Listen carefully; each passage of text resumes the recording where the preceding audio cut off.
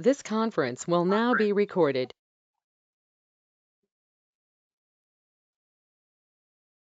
Hello everyone, today we'll start group 2 elements after finishing group 1 elements. So in this class, first we'll see what are the group 2 elements and then their electronic configuration, hydration enthalpy, ionization enthalpy, atomic radii, ionic radii, all these properties, how it is changing when we are moving down the group. And once we finish that, after all, we will see the chemical properties, and if time permits, we can also see the applications of these elements. So group 2 elements, we also call it alkaline earth elements. So here in the right hand side picture, you can see both group 1 alkali metals, that is this side, left hand side, and in the right hand side we have group 2 alkaline earth metals. So this is second period, then third period, 4, 5, 6 and 7. So which element in group 2 is just beside the element of group 1, that you can see from these two columns. So here the full name, as you can see here, beryllium, for which the symbol we use Be, then magnesium Mg, calcium Ca for the fourth period after potassium, then we have strontium Sr after rubidium, then barium Ba, which is after cesium, and radium, which is basically radioactive because it is from 7th period heavy element, and this is just beside francium. Now these elements are commonly known as alkaline earth metals, and the reason behind this, when we have oxide of these elements, now oxide means it will contain O2 negative ions. O2 negative ions means 2 negative charge, and the oxidation state of all these metals is 2+. That means if I am writing capital M as the metal, it will have charge 2+. So the formula of the oxide will be MO. This is the oxide. So 2+ charge balanced by 2 negative charge. And hydroxide. So what should be the formula for hydroxide? If M is the metal, it should be MOH whole 2, because per HO group there is single negative charge. So that is why 2 negative charge balanced by the 2 positive charge over metal. And the formula of hydroxide is MOH whole 2. So except beryllium, for the other elements, their oxides, hydroxides, are alkaline in nature, and these metal oxides, they are found in the earth crust. That is, these are the reasons why we call them alkaline earth metals. So we call them alkaline because the oxides and hydroxides, they are having some alkaline nature, and we also call them earth metals because oxides are found for these elements in the earth crust. So these are the reasons for calling them with this special term alkaline earth metals, and obviously they are metals, so we are calling them metals. The first element Be, beryllium, it is rare, okay, among all these, and Ra, that is the rarest of all, comprising only 10% of the igneous rocks, which is a type of rocks formed from magma. So it is only source of this, and this is also radioactive. Now the next two elements after beryllium, that is magnesium and calcium, if you consider the availability, then among all these metals, these are the two metals that are very common in earth crust. And if we consider what is their abundance, then magnesium being the 6th and calcium is the 7th most abundant element. So you can understand this from their that is 6 and 7, that obviously they are very common. Okay. Next we will see some minerals or some source from which you can get alkaline earth metals. So magnesium and calcium, they are found in many rocks and minerals. So these are the source. Now if we look at this table, for magnesium we can get it from carnallite. Now the corresponding formula is mentioned here, where potassium, magnesium, chlorine, all these elements are present, and also water molecules are there. Then magnesite, MgCO3, dolomite. Now in dolomite you can see both Ca and Mg both are there. Then if we talk about calcium, the source may be chalk, limestone, gypsum. In chalk also mainly calcium carbonate is present. Then gypsum, which is calcium sulfate with two water molecules, as during crystallization 2 water molecules are there. Then limestone, the main composition is CaCO3. And also we have some other examples, calcite, fluorite. Okay. Next, what about strontium? Strontium is found in the minerals celestite and strontianite. So celestine or celestite, both the names are fine. SrSO4. So this is sulfate salt of strontium. And the next mineral, it is the carbonate salt of strontium. Now barium, it is slightly less common. Much of it is found in the mineral barite. It is also, the spelling may be like this. It is also the sulfate salt. Another is there witherite, which is BaCO3, that is the carbonate salt. Now the last element, Ra, it is being the decay product of uranium. As I have said, this is radioactive in nature and it is the decay product of uranium. Uranium is basically from a block and we get Ra in the decay product of this particular element. And all that is the reason it is found in all uranium bearing ores. Okay, so these are some sources from which we can get alkaline earth metals. Electronic configuration of alkaline earth metals or group 2 elements. So in the left hand side column you can see all the elements are mentioned, Be, Mg, and the next column there is the atomic number, calcium, Sr, Ba, Re. So atomic number, basically if you can remember the atomic number of group 1, just you have to add 1. So if I am talking about magnesium 12, the previous element is sodium with atomic number 11. Then calcium 20, the previous element it will be 19, that is potassium. Like this you can remember it. Now when atomic number is 4, that is 4 electrons will be there, you have to arrange it like this, 1s2, 2s2. Now for magnesium total 12 electrons, just following the rules, that is increasing energy of these orbitals, and we have to arrange these electrons.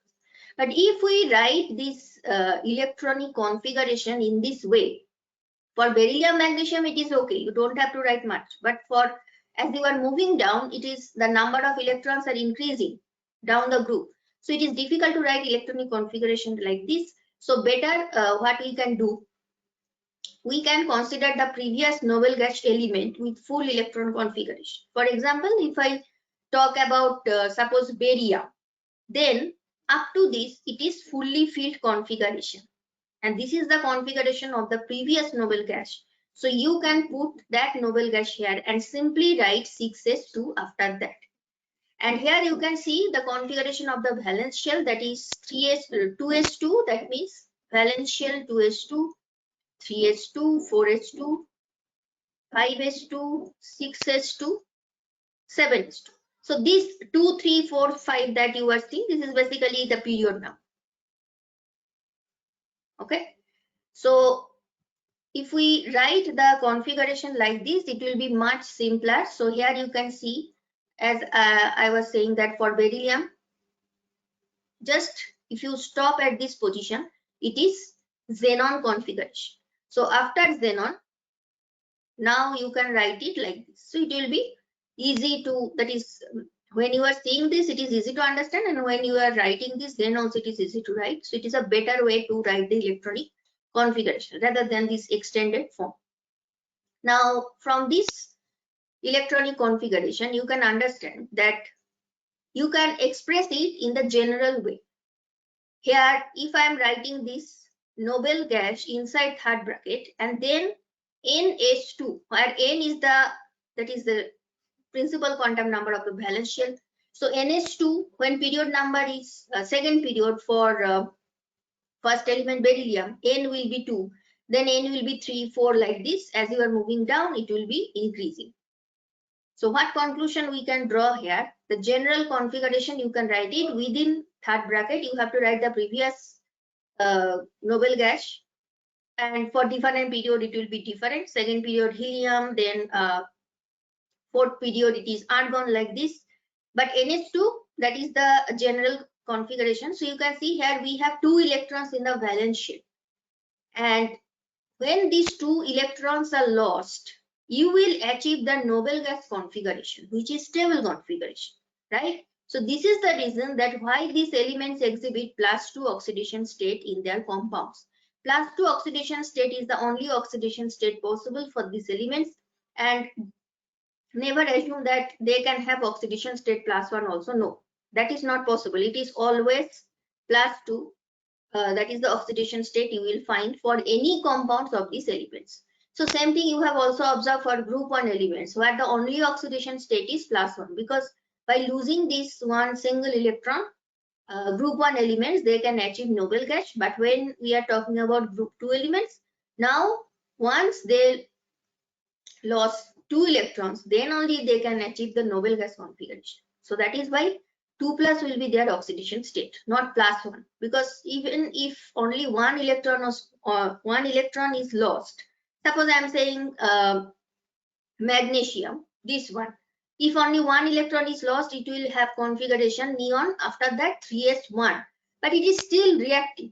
So a particular element, it will react in such a way, its purpose is to become stable. But if it loses just one electron, it will not be stable. It will achieve the configuration of sodium, but sodium is also reactive. So once it lost the 2 electrons, then only it can achieve some stability, and that is why +1 oxidation state is not possible. Only +2 state will be there. Okay. And when we will actually discuss their chemical properties or their different compounds, that is sulfates, then carbonate, or oxide, hydroxide, then you will see it is always +2, which is the oxidation state possible. After electronic configuration, next you will see atomic and ionic radii. So ionic radii, we will use this term only when it is having ion M2+. But if it is simply in the atomic form, then it will be A. But whether you consider atomic or ionic radii, when you are moving down the group, it is always increase. On moving down the group, the radii increases due to gradual increase in the number of shells. So when we are moving down, extra valence shell is added. So that is the reason, obviously, size will increase. The same reason we have also seen for group 1 elements, right? And also in the number of shells, and when number of shells increases, the screening effect of by the inner electrons, that also increases. Okay. So as it is screening the positive attraction from the positive nucleus, obviously the size will increase, because it is screening the attraction. It is hindering the attraction, because if the attraction of the center, the nucleus, is high for the outermost electrons, then the size will shrink. But that is not happening because of this screening effect. Fine. So here you can see again both group 1 and group 2 metals together. And in the right hand side picture, we can see as we are moving around the group from beryllium to magnesium, calcium, SrBa, the sizes are basically increasing. But one thing, if you notice carefully, when you are moving from Be to Mg, the difference is very high. When you are moving from Mg to Ca, then also the difference is high. But this difference is not so high, and these two are almost as if same. So why it happens? It happens because of the inner d electrons and f electrons. When you are talking about this calcium and strontium, in this period, what happens? Because of the involvement of d electron and f electron, now their screening capacity is very poor, and as a result, under normal case, the screening effect that you expect, now because of this poor screening effect of d and f electrons, now it is true that size will increase, but it is not so as you have expected. So that is why when you are moving from Be to Mg, the size difference is very high, but as you are moving down, this difference is also decreasing. Though it is true that down the group there is a smooth increase, but I'm talking about the difference. Okay, and the reason is poor screening effect of when F and D electrons are introduced. If we compare the atomic and ionic radii of alkaline earth metals and with alkali metals, then what we'll see that the atomic and ionic radii for group 2 elements, this is group 1, this is group 2. Now, if you consider any particular period, suppose I'm focusing on this. So when you are moving from left hand side to right hand side, that is you are moving from potassium to calcium, the size will be decreasing. So it is only for a particular group. When you are comparing group 1 and 2 in the same period and you are moving from left to right, and that is expected because when we consider the whole periodic table and you are moving along the period left to right, size always decreases, right? There may be in some cases some exceptions, but in general there is a decrease in size. So same thing is also here. When you are moving from group 1 to 2, in a particular period, size is always smaller for group 2. So beryllium is lesser in size compared to lithium. Mg is, so in all cases the order will be like this. Fine. Group 2 elements have higher nuclear charge that allows electrons to be attracted more strongly towards the nucleus. Now, this is the logic or explanation we are giving why the size of group 2 elements are lesser, and it is actually the same logic that we also give when we consider the trend in any particular period in the whole periodic table. So, same explanation is also here. As group 2 elements have higher nuclear charge in a particular period, if you consider, just consider lithium and beryllium. For lithium, the nuclear charge, and for beryllium, the nuclear charge, because proton number is increasing. So nuclear charge is high in a particular period for the group 2 elements. So it will attract the electrons more strongly towards the nucleus. As a result, size will there will be a shrinking in size. Okay, so this is the logic why atomic and ionic radii of group 2 metals are smaller than the members of alkali metals. After size, next we'll see ionization enthalpy, how it is changing when we are moving down the group, and we will also compare the ionization enthalpy between group 1 and group 2, because we have already finished group 1. Now we know what is the trend for them. It is already discussed, and once we know the trend for group 2 also, then we can compare these two groups together. So for group 2, when you are moving down the group, the ionization enthalpy decreases, and this is the same observation that you have also seen for group 1. And the logic is also same because of addition of extra new shell as we are moving that is down the group, and also because of increase in the magnitude of screening effect by inner shell electrons. So because of this screening effect, you can that is the last, that is a valence electron, we can easily remove. As we are moving down the group, we don't have to put much effort. That is the amount of energy required to remove the most loosely held electron, that energy will decrease. So that is why we are saying ionization enthalpy is decreasing as we are moving down the group. Elements of group 2 have higher ionization enthalpy values than group 1. So now just you have seen in the previous table, we have compared the size of group 1 and group 2.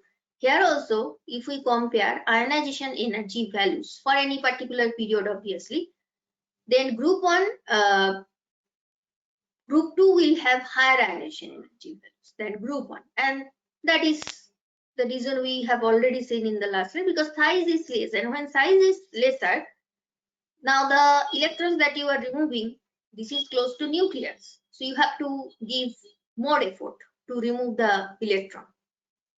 So this is the reason, and they are less electropositive than alkali metals.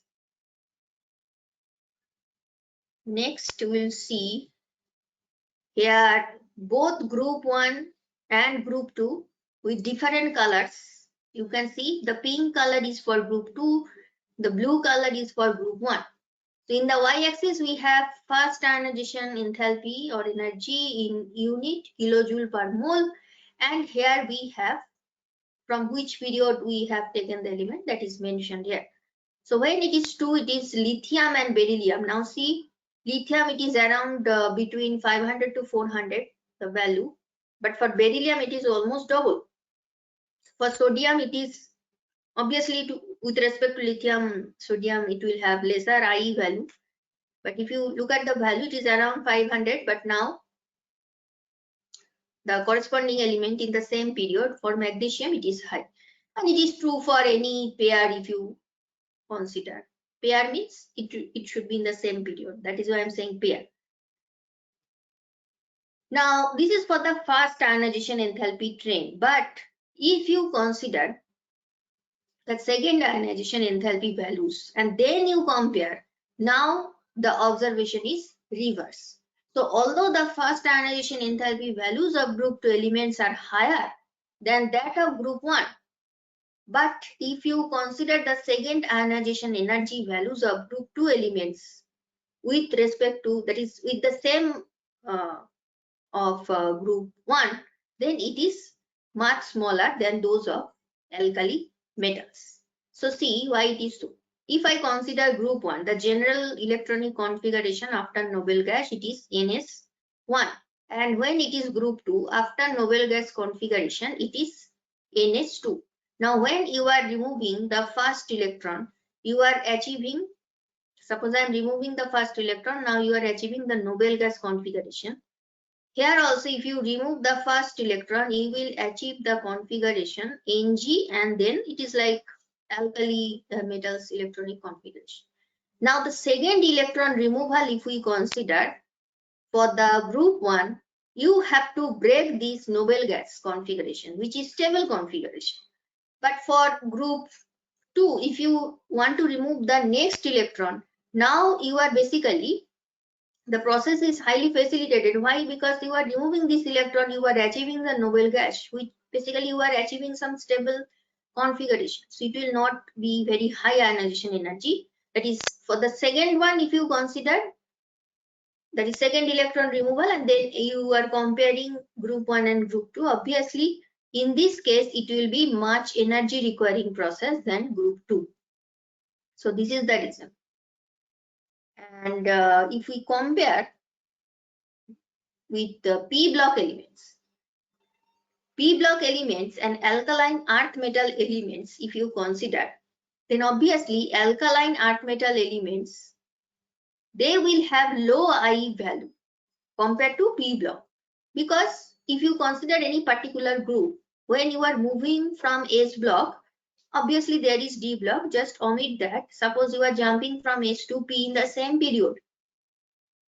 Now for p block elements, the size is small, because we know when you move from left hand to right hand side in the periodic table, here we have S block, then we have D block, and then we have P block. So if you are jumping from S to P, obviously size is decreasing, and when size is decreasing, ionization enthalpy value will also be high. And that we know the trend when you move along any particular period in periodic table, that is from S to P, there is decrease in size and also increase in ionization energy. So that is just mentioned here. So here in this slide, we have seen how the ionization enthalpy value, when you are moving down the group, it is decreasing. Then we have compared the first ionization enthalpy values between group 1 and group 2. We have also compared the ionization enthalpy values for the second electron between group 1 and group 2. And after that, we have compared the ionization enthalpy values of group 2 with the p block elements, obviously in the same period. Otherwise, comparison it will be meaningless, right? So this is the trend for ionization enthalpy. Hydration enthalpy. So hydration enthalpy, the definition I have given several times. Again, I am saying what is hydration enthalpy. So when you have any ion, so in this case, I am writing M2 plus because that is the oxidation state possible. So when we have these ions of not just group 2, in general, if I am saying the definition, suppose you have any ion, whether positive or negative, you are dissolving it in water.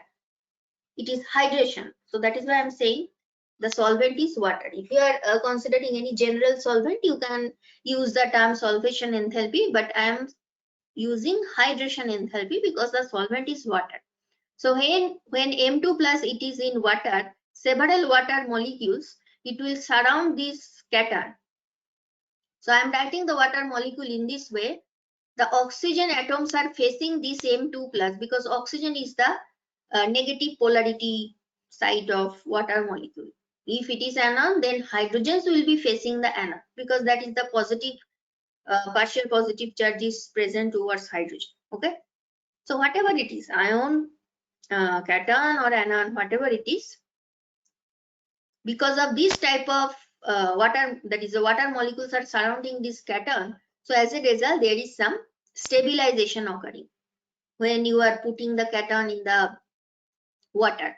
So because of this hydration by several water molecules, there is some stabilization, and stabilization means some energy will be released, and that energy is hydration enthalpy, and that is why hydration enthalpy is always negative, exothermic process. Now in group 1 we have seen hydration enthalpy, it decreases down the group. That means when you are moving down the group, the size is increasing, that is the ion size, cation size is increasing, hydration enthalpy is decreasing, because when the size is very small, the charge density is very high. So I am writing suppose Be2 plus, then Mg2 plus. So here size is increasing down the group, but the charge is same. That means charge density. Charge density means the amount of charge divided by volume. So volume is changing, volume is increasing down the group. Size increasing means volume also increasing. So volume is increasing, but charge is fixed. So here denominator and numerator, if you consider, numerator is fixed, but denominator is increasing. So as a whole, the ratio will decrease. So that is why I am saying when you are moving from Be2 plus to Mg2 plus to Ca2 plus and so on, charge density is decreasing. And when charge density is decreasing, this type of water molecules, it is surrounding this cation, that phenomena will also be decreasing. So higher charge density, more is the solvation by water molecules. So that is why down the group, yes, it is true there will be some stabilization, but down the group, this stabilization amount will decrease. So that is why the amount of energy that is released, that value will decrease. So that is why we are saying down the group, with increase in ionic size, hydration enthalpy decreases. That is true for group 1 and also for group 2. Now look at the values. You can see the values for both group.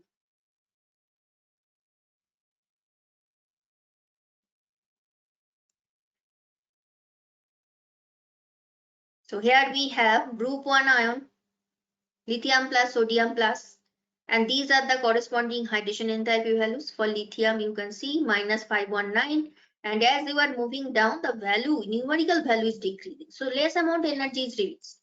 Now switch to group 2 ion.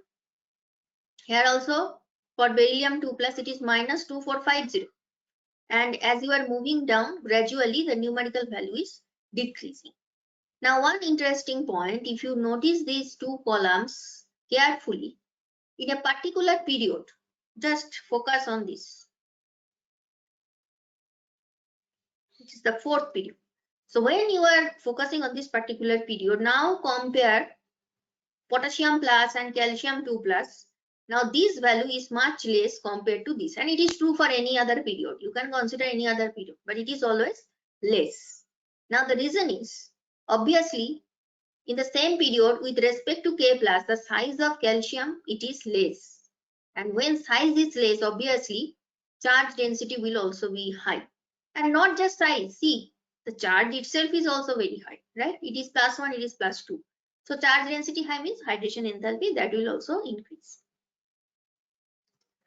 So we can say, compared to alkali metals, alkaline earth metals have higher He value, and hence the compounds of group 2 elements, extensively hydrated than those of alkali metals.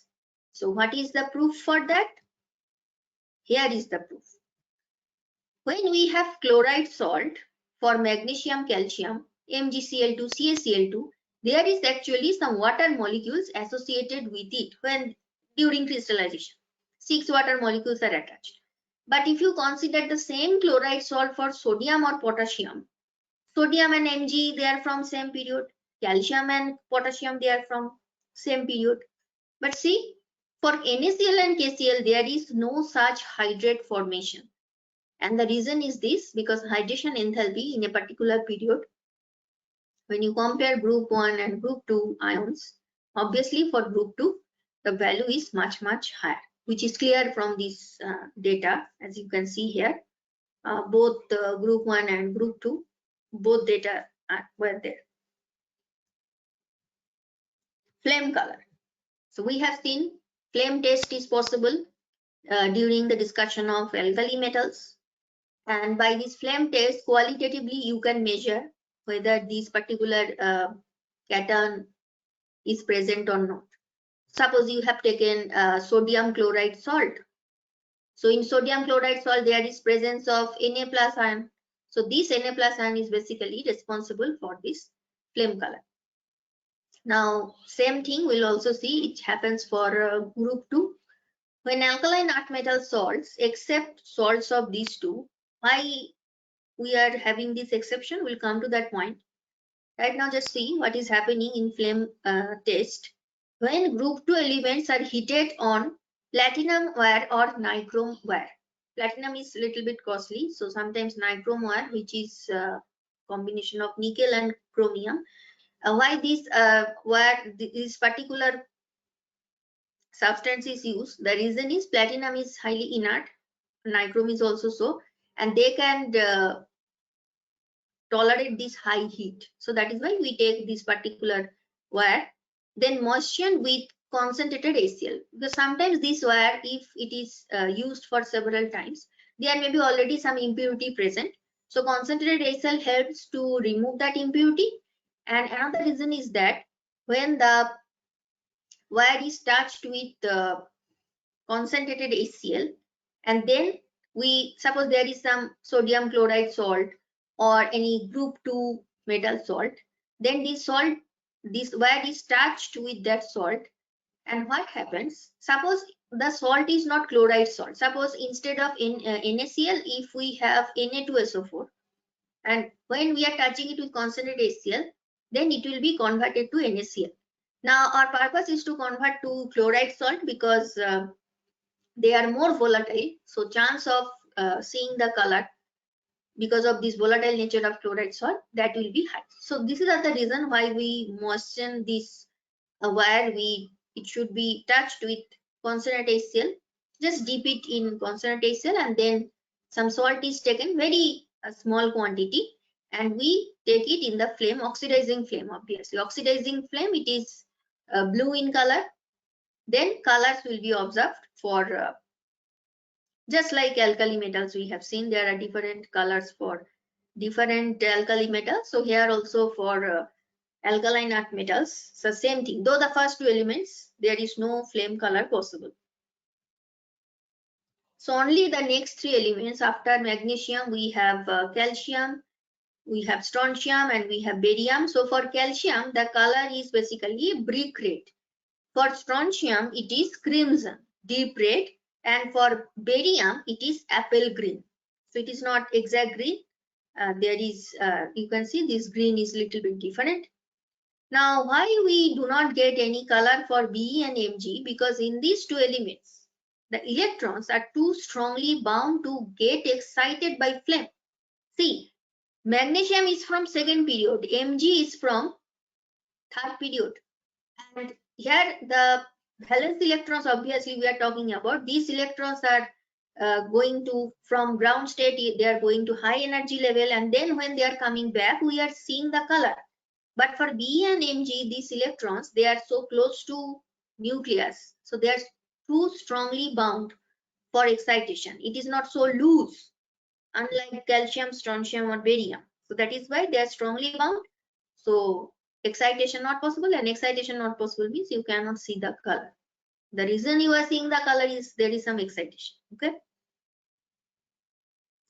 The flame test for these next three elements, it is helpful in their detection in qualitative analysis. Qualitative analysis means when you just want to know whether this particular element is present or not.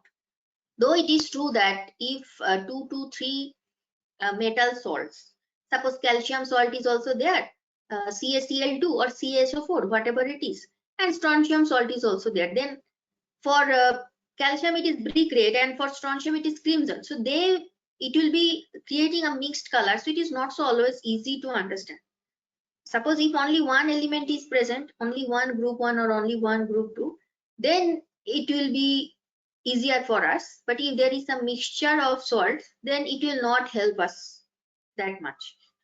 But still, for some primary idea, if you have any unknown sample, which if you are suspecting that some group 1 or group 2 metals may be present, you can do this test. So this is qualitative analysis, and sometimes it is also used in flame photometry where quantitative determination is possible, though this is the principle is not suitable for this grade. So we are not into the details, but if we talk about their application, it is helpful in the detection of qualitative analysis and also in flame photometry where what is the exact quantity of any particular metal ion is present, that also we can detect. Okay, so these are the applications. Physical properties. Obviously, the first question that arises in our mind is how they look. They are silvery white, lustrous, that you can expect as they are metal.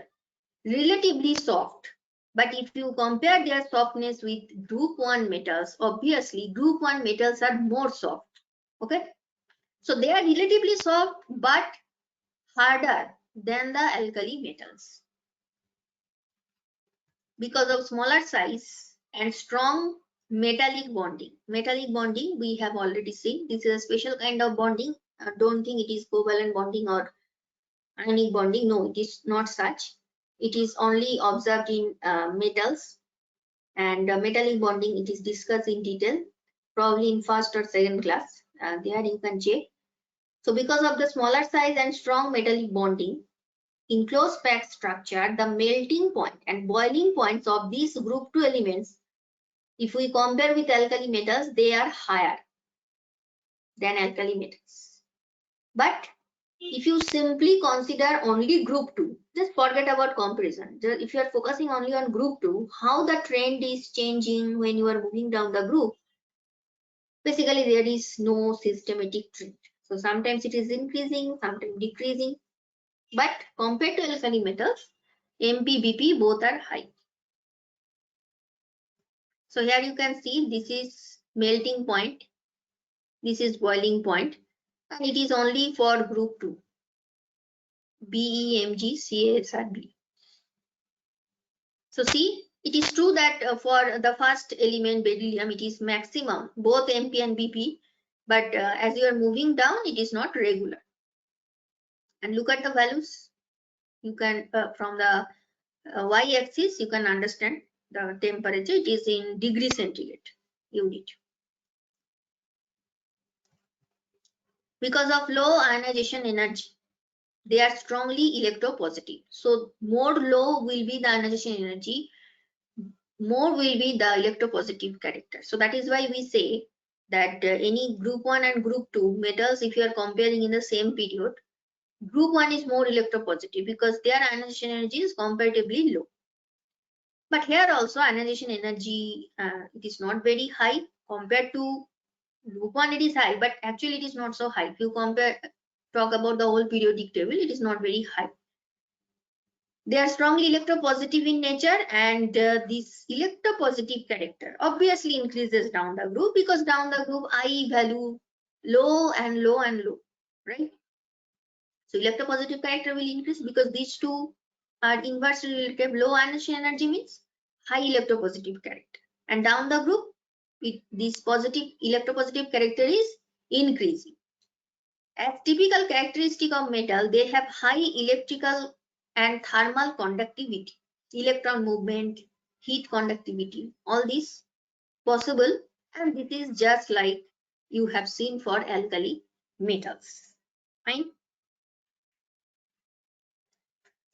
So all the physical properties, not just physical property, the other properties like that is ionization energy, size, everything you can find in this table, whatever we have discussed. Some other things are also there. For example, here we have density, we have electronegativity. Electronegativity obviously, see, down the group it is decreasing, and that is expected because electropositive character is increasing, metallic character is increasing. So obviously electronegativity, that will be less and less as you are moving down. Look at the standard potential, it will help you to understand they are reducing character. So as you are moving from, down the group, this value is basically becoming more negative. In all these values there is negative sign, but it is becoming more and more negative, so reduction capacity is also higher. Then we have melting point, boiling point, we have already seen, and hydration enthalpy also. All these are in around 1000 to 2000 or more than that. Now look at the ionization enthalpy values. This is the first ionization energy, this is the second ionization energy. The first one, and if you just have a look in the second one, obviously the second one will be high because when you are removing the second electron, you are removing it from some positively charged species. So obviously the value will be high. Fine. Then in the first two rows, we have atomic radius when it is under non-bonded condition, not bonding with any other element, and ionic radius that you can see. Obviously the ionic radius, it is lesser because for any particular element, suppose you are considering Be and you are considering Be2 plus, so this will always be lesser because it is the corresponding cation. So physical properties in this table. So these values basically I will suggest you to remember, and it is not very hard to remember because down the group it becoming more negative. So reducing character will increase, that you can expect. So there in except MP and BP, there is some smooth trend you can expect. So it will not be very difficult for you to remember. Fine. Now we will solve this problem. An element A, which is from group 1, shows similarity to an element B belonging to group 2. So group 2, B and A. Now these two they are showing some similarity. Next information is if A has maximum hydration enthalpy in group 1, that means it is saying that among group 1 elements, A is having maximum hydration enthalpy. Now if we consider the group 1 elements, lithium, sodium, potassium, rubidium, cesium, we know lithium is having the max He value. Now if it is having the max He value and if it is also showing some similarity, obviously which element it will show some similarity? It will be magnesium because it has some diagonal relationship with magnesium. Magnesium, it is in the same period, that is the next element of sodium, but there is some diagonal relationship, right? So these two are having some diagonal relationship. Here the position of B just beside a line. So the next B should be, B is basically Mg. So it is asking if A has maximum hydration enthalpy in group 1, then you have to choose B. So B is, all the options you can see, all are group 2 elements. So this is magnesium, not B, Ca or Sm. And this is because of diagonal relationship. And remember in last class also we have discussed there is some similarity between lithium and magnesium. So several points we have discussed, right? And lithium, it is being the first member of group 1, it behaves differently compared to its other members. Other members means I am talking about these elements. Okay. So after finishing these physical properties. Next we will start chemical properties. Alkaline earth metals are obviously less reactive than alkali metals, and that is expected because electropositive character is less, ionization energy is comparatively high. Now the reactivity of these elements within this group, that is within group 2, Be, starting from Be to Ba, that will increase, and that is expected. Down the group, the reactivity will increase. Be, then up to Ba. We do not discuss the next element Ra because it is radioactive. So mostly our discussion is restricted up to Ba. And the reason is ionization energy is decreasing down the group. Wherever you want to understand that whether which element will be having more reactivity, then just focus on ionization energy. Because if it is low, that means it can easily, the electron removal is very easy. We can do it easily. That means cation formation that can happen easily. So that is the reason down the group ionization energy decreases, reactivity increases. Now the first element, the first chemical property we are going to discuss is how these group 2 elements react with air. Now air means there is oxygen, there is nitrogen. So basically we are trying to see how these elements are reacting with oxygen and also with nitrogen gas. Unlike alkali metals, that means the observation is not same. Unlike alkali metals, all the alkaline earth metals react with oxygen in a similar way basically. So see, we can express it with some general equation. In case of group 1, what we have seen? Different types of oxygen compounds are there. For lithium it is normal oxide, then for sodium it is peroxide, then for potassium and the next elements rubidium, cesium, there is superoxide. So their behavior is different with oxygen. But in this case, you can express with a common equation 2m plus O2 equal to 2MO because all of them are behave similarly. And when they are reacting with nitrogen, then also we are getting nitrite. In case of alkali metals, we have seen that only lithium is forming some nitrite. Direct reaction is possible, but not for other elements. Now for nitrite, the general formula will be like this. General formula M3N2. So if I am writing it for magnesium, the symbol will be like this, Mg3N2. For calcium, it will be Ca3N2. So why the formula is 3,2? Because for M, oxidation state is +2. And for nitrite, the oxidation state is -3. So +2 must be multiplied by 3 and -3 must be multiplied by 2. So that is why the formula is M3N2.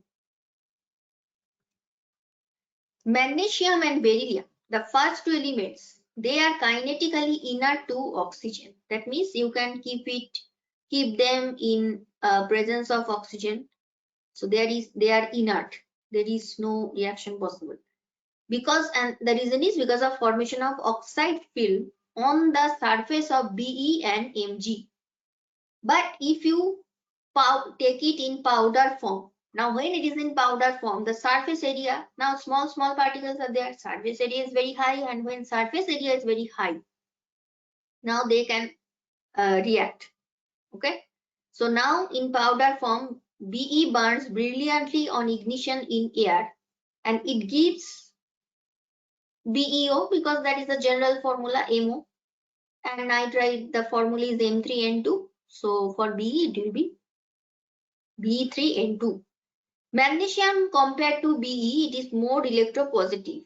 So that is why when you take powder form of Mg, it burns with dazzling brilliance. Here it is simply written brilliantly, but it is dazzling brilliance because it is more vigorous reaction. It also gives the same type of oxide and nitrite. What about the other elements? CaSrBa readily attacked by air to form oxide and nitrite. So compared to Be and Mg, as we have mentioned in the second point, the reactivity increases. So now for the next 3 elements, they are readily attacked by air and they also form the same type of compounds. So general reaction is always these two, but the degree to which they are reacting, the speed with which they are reacting, that is different. Now these nitrites, when react with water, that is hydrolysis. So see, we have taken this general form M3N2, 6 water molecules. They produce the corresponding metal hydroxide. So if you take Ca3N2, you will get calcium hydroxide, and ammonia is common. So here nitrogen is basically coming from nitrite anion. So this is hydrolysis reaction of nitrites of group 2, which we can express with this general equation where M may be any group 2 metals. So here we have seen how the metals are reacting with O2 and N2. In general, we are saying reaction with air. Reaction with water. CaSrBa react with water to liberate hydrogen gas.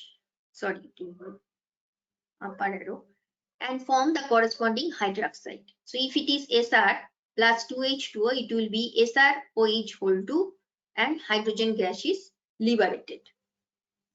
Now what about the first element? Beryllium doesn't react with water at all. As you know, down the group reactivity increases. Magnesium reaction possible if you take boiling water. But for other three, there is vigorous reaction possible even with cold water. So for beryllium, even if you take boiling water, there is nothing happening. For Mg, boiling water is okay. For CaSrBa, even you don't have to take boiling water. Even cold water is fine. That means reactivity is increasing down the group, which is clear from this observation. Now magnesium gets a protective coat of its oxide that we have already seen in the previous slide also, that prevents further attack by the water molecules. Okay. How they react with hydrogen gas? All of them except the first element, when heated with hydrogen, they form hydrides. So we have seen in case of alkali metals, the hydride formula is MH. In this case, it will be MH2 because here oxidation state is +1, here oxidation state is +2, and hydride means hydrogen carrying single negative charge. So here you can see this is the for reaction, general reaction. M is any metal except B. So in this way you cannot produce BeH2, but BeH2 you can make by some other methods, though this particular statement, that is the second point, it is not that beryllium is directly reactive with hydrogen, but in case if you want to know that how we can produce, is there any other method by which we can produce beryllium hydride? Yes, we can do so. If you take beryllium chloride and lithium aluminium hydride, then this lithium aluminium hydride is basically the hydride source, which is giving this hydride ion, and these two chloride will be removed and that place will be taken by H2. Okay, and we are getting chloride salt of these two other metals, lithium and aluminium. So in this way, BeH2 we can get by reduction of BeCl2. Basically, I shouldn't say reduction because oxidation state of beryllium is still 2+. Basically, it is hydride ion is coming from lithium aluminium hydride. That is the source of hydride. And so that is why BeCl2 is converted to BeH2. Reaction with acid. So these metals readily react with acids, liberating dihydrogen gas and chloride salt. Chloride salt is obviously if you are taking hydrochloric acid. For other acid, it will be that particular ion. So this observation, it is the general observation that you get for any metal. So when metals are reacting with water, there is formation of the corresponding salt. That is depending on which anion is present in the acid. And there is, and also there is a liberation of hydrogen. How they react with halogens. Halogens means there will be any of these halogen. So all of them combined with halogen at high temperature and they form this type of halide, general formula Mx2, where M may be any alkaline earth metal. So here the formula should be Mx2. In case of group 1 it is Mx, but here it is Mx2. Now, this type of direct reaction between metal and halogen, it is not very safe because the reaction is rigorous. Compared to that, if you want to make these halides, there are some other ways, and they are usually safer ways. So what we have to do, you can take some hydroxide of that particular metal for which you want to make the halide. Suppose you want to make MgCl2, you have to take MgOH whole 2, then treat it with this halide. It may be HCl, it may be HBr. So you have to treat the hydroxide or oxide.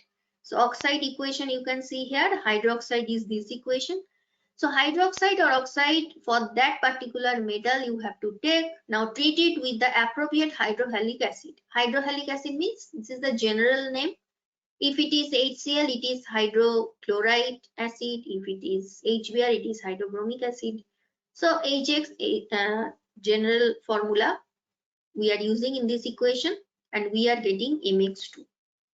So M may be any of these metals except Be. Okay. These reactions, B we cannot use, X any halogen. Now for BeF2, is there any other method? Yes, there is other method. Thermal decomposition of ammonium tetrafluoroberylate. So this is the name of this compound, NH4 whole 2 BeF4. Now if you are having difficulty to understand this molecule, basically it is having 2 ammonium NH4 plus ion, and when 2 positive charge removed, that means BeF4, this part is having overall 2 negative charge. These 2 negative charge balanced by 2 positive charge coming from 2 NH4 plus ion. And BeF4, how the overall charge is 2 negative? Because Be is having, we know, only one oxidation state process. So it is having +2 oxidation state. But total 4 fluoride, that means 4 negative charge. So 2 negative charge extra outside the bracket, and that is balanced by 2 NH4. So if I am writing it like this, I think it will be easier for you to understand. So when we are heating it, there is decomposition, we are getting BeF2 and ammonium fluoride. So in this way, this is the best route if we want to make BeF2. Okay. It is true that you can also use the first one, but if we want to make it in a safer way, it is better. Then BeCl2 can also be made in another way. Now we are using the corresponding oxide, carbon and chlorine. This is the temperature range. If we are mixing, that is, if we are doing this reaction at this temperature, in this temperature range, we are getting beryllium chloride. So oxide is converted to chloride directly for chlorine source. Directly we are using chlorine gas. And this oxygen and carbon together, it is making carbon monoxide. So the first reaction, it is direct reaction with halogen. But if we want to make the halides from some other methods, that you can find in this in the next 3 points. Okay. So today we will not start the other chemical properties. We'll end the session here. Some more chemical properties we will also see. Is still left. So we are ending the session here. Thank you for your time.